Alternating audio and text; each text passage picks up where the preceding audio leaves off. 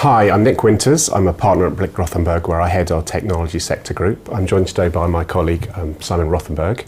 We're here today to talk about upcoming developments in financial reporting for companies in the UK. Simon, so what's coming up for companies in the UK? There are two quite major changes that may be coming up. The first one, which we've talked about before, relates to FRED82, which is an update to the UK accounting standard FRS 102, which brings in some of the changes from IFRS, along with some other changes in there as well. The other change is in relation to company reporting requirements, depending on the size of companies.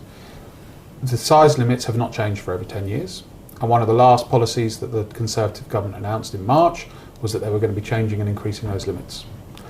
At this point in time, we don't know whether those changes are going to go ahead. They did not pass before Parliament broke for the election. Yeah, and there was an expectation that they were going to be passed on, perhaps even on the last day. I mean, what's the impact of that on corporates, I guess, now? So the main changes there were to increase the size limits for companies that would require an audit, bringing a large number of companies, some estimates around somewhere between 50,000 and 100,000 companies out of the audit threshold, bringing the size limit for revenue up to 15 million from the current 10 million threshold for revenue, and also changing the asset threshold. The hope was that would pass because it would bring companies out of audit threshold. Obviously, as companies have suffered inflation over the last few years, there are many companies that are currently having to be audited that previously have never had to do it because those thresholds have not changed. Yeah, and because the uncertainty is a little disappointing, really. We don't know what's coming, and it might come quite quickly after a changing government. Yeah, and I guess maybe the other two changes which are coming out of FRED82, though, I know there are two principal changes. Do you want to just describe those? Yeah, so the main two changes that FRED82 is bringing in is the reporting and the accounting requirements for both revenue and leases will be changing. Revenue will be changing predominantly for companies that offer mixed services in their sales, so whether they offer a product and a service at the same time. The reporting requirement and when that revenue is recognised may well be changing. That clearly is going to impact companies that have covenants with banks around it. It may reduce their revenue, it may increase their revenue, it may completely change the basis of how that revenue is recognised. And if those banks, particularly with covenants, have set thresholds they have to meet to ensure their financing is met, if their revenue suddenly falls by half because they have to spread it over a longer period under the new rules, they need to get on top of that now so they can have those conversations with the bank. And does that legislation bring us more into line with international reporting, US reporting? It does, yes. It brings almost in line completely with the IFRS standard that was introduced 3 years ago, I think it was, for IFRS companies. It's very similar to the US reporting requirements, but not exactly the same. And in the main area where that's different, and that's something I know you know quite a lot about, is on technology companies, where they, at the moment in the US, there's a lot of revenue recognised up front on multi-year service contracts. Under the current draft of the accounting standard that will be replacing FRS 102 for revenue, that isn't quite applicable in the UK, although there is hope that guidance will mean that because I saw with one of my recent clients, an example of the change in the requirement for the UK reporting, and there was kind of discussion around UK US, which is appropriate, and how we're going to account for this, because obviously the group wants to account for it all in the same way. And there's hope that will be able to carry on, albeit the US and IFRS standard boards couldn't agree on it, and the UK's gone with the IFRS route, which is similar to how they've gone with some of their other changes. And then on the other main change, what's the other main change that's coming in? The other main change, as I said, was on leases. Every single lease that a company has will need to be on balance sheet in full for the amount that is payable under that lease over the term of the lease. So that means if you rent a property, if you have significant vehicle fleets, and those are all held currently under leases that are operating leases, so they don't appear on the balance sheet, you'll significantly increase your fixed assets, but also your debt. And again, that is vital for companies that are negotiating finance. If you go to your bank and say, we expect our total debt to be X figure, and then you have to put your offices on your balance sheet and your vehicle fleet on balance sheet, your debt's going to increase very significantly. What companies are likely to be most impacted by this one?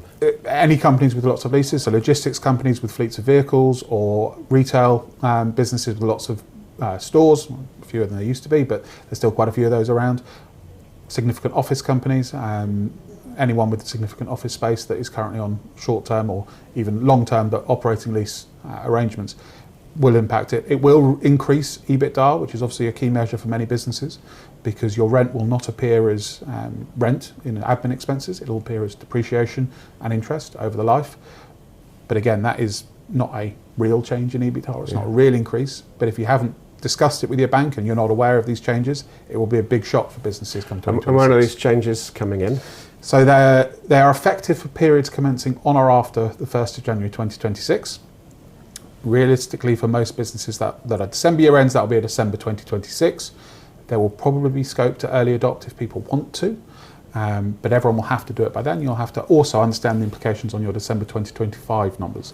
So while this sounds like it's a year plus away, we do need to start understanding now what those numbers might be, so you can have those conversations with your financing partners, with your business, with your management, with your owners, because they may not understand what this means. And as I say, if in the end of January 2026 you get a set of management accounts and EBITDA, which is a key measure, is massively up, people might be very happy without realising actually the bottom line figure is going to stay the same. And obviously that EBITDA number is something that's often included in covenants, so companies with loans are going to need to perhaps prepare their bankers or lenders because they might not understand the upcoming changes. Exactly, and if you're negotiating those now with your banks, and people are entering into 3-year, 5-year loans at the moment with covenants on there, and many of those will use EBITDA as a measure, have those conversations now. If you've got significant leases and you know EBITDA is going to be 50% higher, say, in 2026, tell your bank now. It shouldn't impact the covenant if they haven't considered it, but the bank won't be happy if it's different. And I think the other key one is your interest charge is going to go up. So your interest cover covenant, which some banks have, will need to be considered as well, because you're going to have a higher interest charge. Okay. And so should companies' finance directors be doing anything now to prepare for that? I definitely think people should start doing something now. The main thing that I would ask finance directors to do now is get a list together of all the leases that you do have, because that isn't for many businesses that easy. There may be some leases that were signed decades ago in some instances, and finding a copy of that lease, understanding what the terms are, is going to be vital to be able to do the accounting correctly. The other thing that companies should do is they need to start considering what rate of interest should be charged. It's accounting adjustments, but still it's a rate of interest that needs to be charged on the liability on your balance sheet. And that isn't always going to be straightforward. And I think a key thing that many businesses assume is that the auditors will come in at the end of the year and tell them what rate should be used. But the Institute guidance is very clear that that would not be a permissible act for an auditor. And yes, I'm sure the auditors will be happy to help. And as an auditor myself, I'm happy to help clients and guide them in the right way. But we cannot be coming up with discount rate figures. So I think overall, I think be prepared is our message for those. There's a couple of quite significant changes in coming up, and our clients and our prospects need to be ready to prepare for those. I definitely think be prepared. Ask your current advisors questions. Come and ask if your current advisors give you an answer that you don't understand. You can always come and ask us. We're always happy to have a conversation and try and help people on the right way. As I said, I think there's some auditor independence challenges around some of this, but not all of it. And your auditors should be able to give you that support. Right. Thank you, Simon. That's really helpful. Thank you. So if you'd like to learn more about financial reporting in the UK and the upcoming changes, please contact either myself or Simon or your usual contact at Blick Rothenberg, or alternatively, you can get in touch with us through our website.